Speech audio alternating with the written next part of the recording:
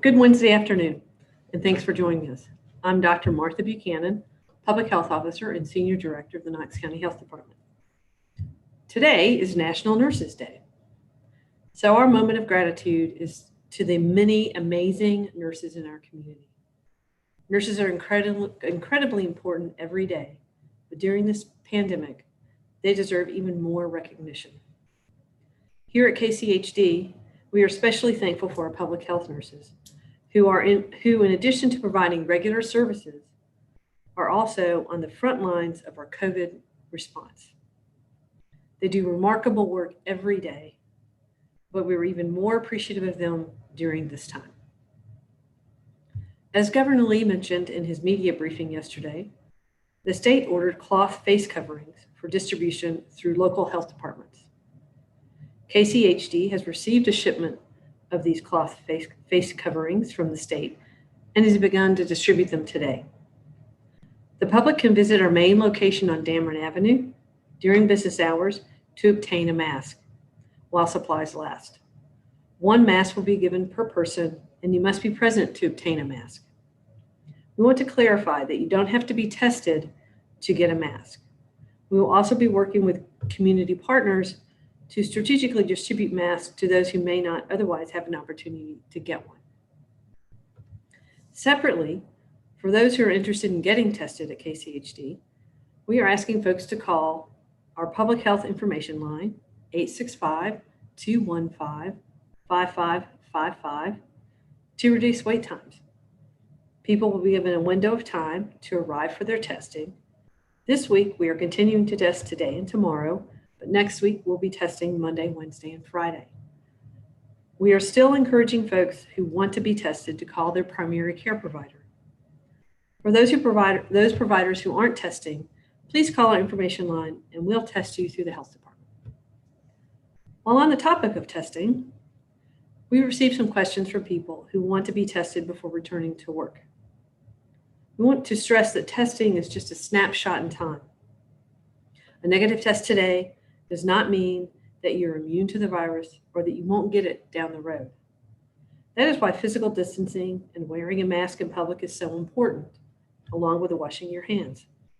Unlike testing alone, these measures, if utilized on an ongoing basis, will help reduce the risk of exposure going forward for everyone. Moving on to the local situation. We have 257 confirmed cases of COVID-19 in Knox County. Additionally, we have 2 probable cases. This is a new data point on our website.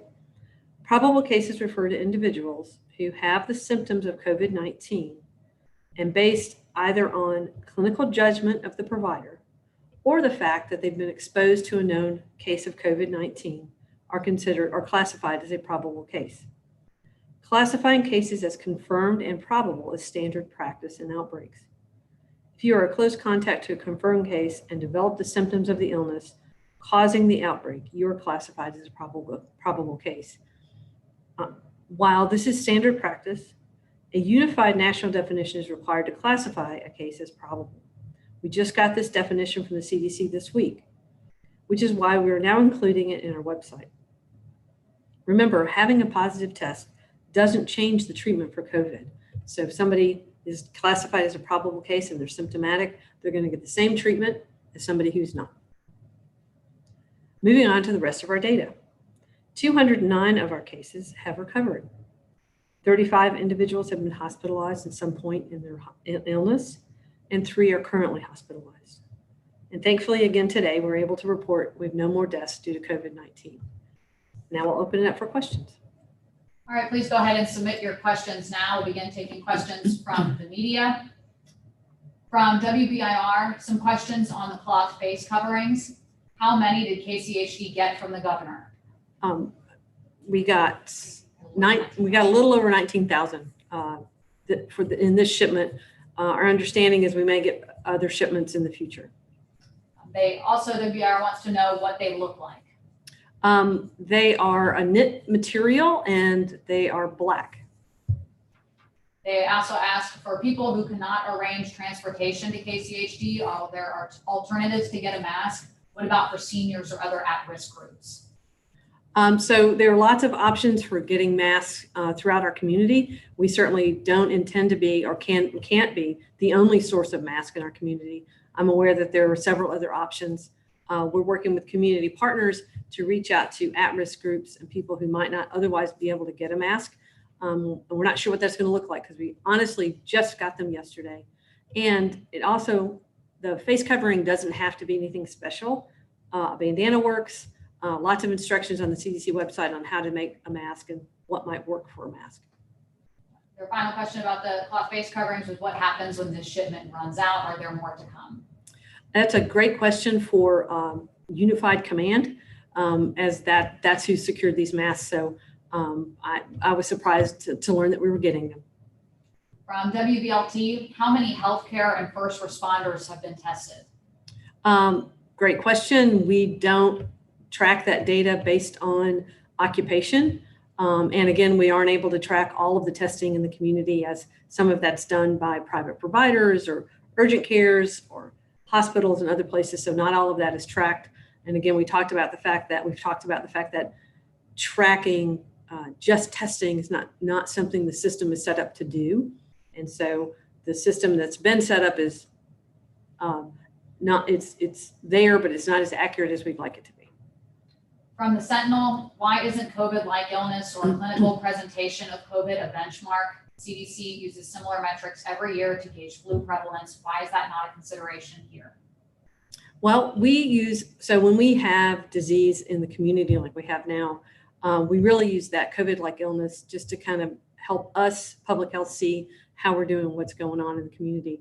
We didn't choose it as a benchmark because it's still a new piece of data that we're really not ready to incorporate into our benchmarks at this time. I believe the state is looking and the CDC is looking at standardizing that across the country. Another question from the Sentinel. Will you retroactively publish old case data for probable COVID-19? Great question that we actually haven't had the conversation yet. We'll look for guidance from the state regarding that. From WBIR, there seems to be a growing backlash against health experts and their advice to wear masks and social distance. Have you seen this in comments to the health department, and what is your reaction? We certainly have seen people who are not in agreement with our recommendations here locally and nationally. People frequently disagree with health recommendations. We know that these recommendations are based on science and data. And so we stand by our recommendations to wear social distance, wash your hands, wear a face covering when you're in public to help protect those around you and protect yourself. From WVLT, how many healthcare and first responders have tested positive? Again, not data we track. We don't track the data that way, so we don't track it by occupation. From WBIR, people have told us wearing a mask is a violation of their constitutional rights, implying it is un-American to wear protective face coverings while in public. When you hear something like this, what do you think? I think certainly people are entitled to their opinions. However, there are lots of government and even local regulations like speed limits on county roads that tell people how to be safe and how to protect others and protect themselves, just like face coverings.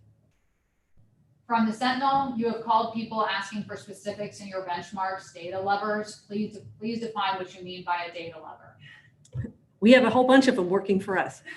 People who really appreciate the value that data brings to inform decisions. And our epidemiologist and even myself at times have been called a data lover. We use data every day to help us make decisions. And those are the folks that really like to get into the data. And believe it or not, there are folks out there who really don't want to bother with the data. They just want to know the basic information and to understand the situation. Their follow-up question is, who in your mind benefits from the traffic light scheme? Explain this target audience. I think the traffic light scheme really benefits our community at large and folks who just really want to get a picture of how we're doing. Another question from the Sentinel. Are you concerned that simplifying your metrics down to a traffic light while paired with many complex graphs and figures will be confusing? No, not at all. We've used this pattern before in our community health assessment. It's a common pattern or a common way to communicate information. that's used throughout public health. From WBIR, we spoke yesterday about a house party at Fort Sanders. Many have commented to us that we should, quote, let them make their own choices. How can those choices impact the rest of us? Well, during COVID-19, during a pandemic, our personal choices more than ever impacted everybody else. So our personal choice to not social distance, to not wash our hands, to not wear a face mask is going to impact the health of the rest of our community. And honestly, it's going to impact whether we can move forward with our phase plan or not. So people are unhappy that we're not moving fast enough in reopening, need to abide by the guidelines so that we can continue to move forward and not have to move backward, which is going to really make people unhappy. From WBLT, opened on Friday. I think they meant me to say restaurants opened on Friday. Have you been out to a restaurant? Do you think it's safe? I haven't been out to a restaurant. I think our restaurateurs want to make it safe. My staff, our staff here at the health department, we work with restaurants all the time and currently are working with them to get their systems in place, to make those tweaks to their operations so that they can safely serve the public and safely protect their staff. From WATE, have you provided guidance to UT when it comes to their plans for resuming classes in the fall? UT is a really great partner. We work with them on a regular basis and have been in communication with them throughout the pandemic before school ever closed, and even now when they're thinking about reopening. We really serve as an advisory role for the community, and UT is part of our community. From WBIR, in counties surrounding Knoxville, bowling alleys and mini golf courses and the like will open soon. Is it safe for people from Knox County to travel somewhere like Pigeon Forge and enjoy these activities? What are the pros, cons, and risks associated here? So, I think that if people choose to travel and outside Knox County to do these activities, certainly that's their choice. I would encourage them to maintain social distancing, wear a face covering, wash their hands, and then afterwards really pay attention to whether they start feeling ill within the next 14 days. Your follow-up question is, any word on when this might be allowed in Knox County? Not really, so we just started phase one. And as you know, our phases are based a little differently than the states. Our phases are based on the situation in the county. And so we're not sure what phase two looks like. Right now, we just started phase one. We won't know anything about the impact on case counts for several days to come. From the Sentinel, why does each metric/benchmark lack an interpretive guide? I'm not sure of the question. So can you elaborate on that, please, Vincent? Another question is, yesterday, Dr. Buchanan said that the recommended number of contact tracers per 100,000 population was 15. Napkin math says that means we would need 60 contact tracers. You have 31 staff who are pulling other duties in addition to contact tracing. Why do you consider that enough? I'm sorry, just to clarify, the 31 staff are actually just doing contact tracing. Currently, we can scale up to over 100. From WBIR, we've talked a lot about the curve. Where are we on the curve? If coronavirus was a marathon, what mile are we on? Well, we haven't reached the 13th mile yet because we haven't started the downhill part. We are still on the uphill side of that curve, very slowly creeping up that hill, which we're really happy about. That allows our hospital system and our medical system to be able to tolerate the number of cases that are going to the hospital and adequately take care of everybody who goes to the hospital, as well as our medical providers. So we're happy to see that slow creep up the hill. We do anticipate that we'll see a little bump up when we, in a couple of weeks, when we get the test results, when people start becoming ill after reopening. So we anticipate a slight increase. What we hope to happen is that there's an increase but continued flattening, so that it goes up, but it stays up and is steady. From WATE, how many more complaints come in this week about businesses not following the guidelines? Yeah, we'll have to get that for you. I don't have that information off the top of my head. From WBIR, if it comes down to it, could KCHD order people to wear masks in public? Could the county or city leaders? They say they're looking for clarification on the legal roles here for something that they've seen other jurisdictions across the country do. So under public health law, I have certain powers because I'm the local public health officer. Those powers can be used to control disease. Those powers can be used to directly control the activity of a specific location or a specific person if we know they are possibly making other people sick. I trust our citizens to do the right thing, and they have done the right thing. You've demonstrated that you can do the right thing and keep our case counts slow and low.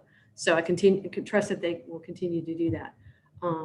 If a specific person who's been asked to stay in isolation decides they don't want to stay in isolation any longer, I certainly have the authority to, through what's called a health directive or then a health measure, to make them stay in isolation more firmly.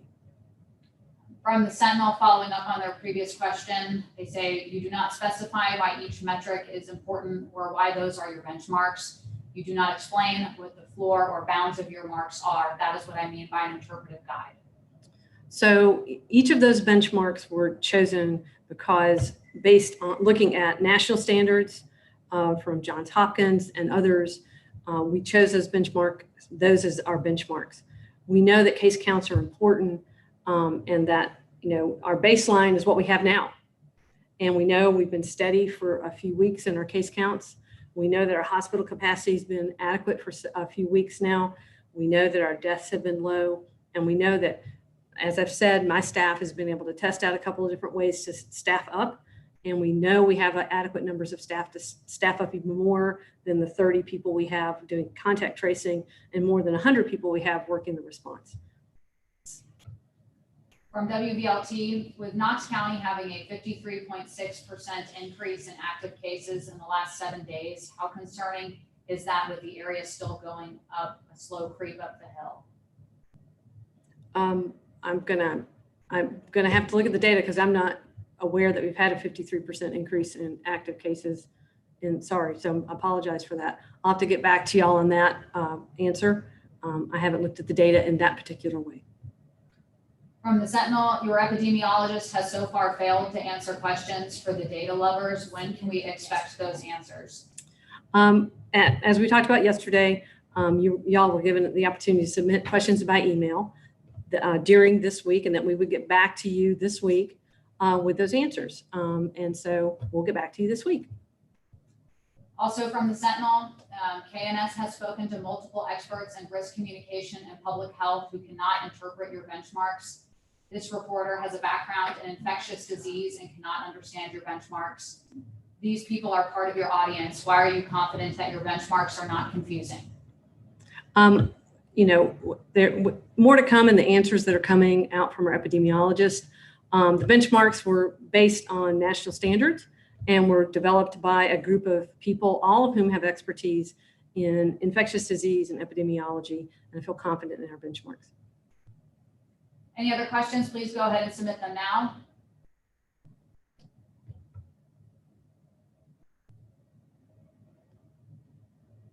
All right, thank you all for joining us. We appreciate it, and we will see you tomorrow at the same time. Have a good rest.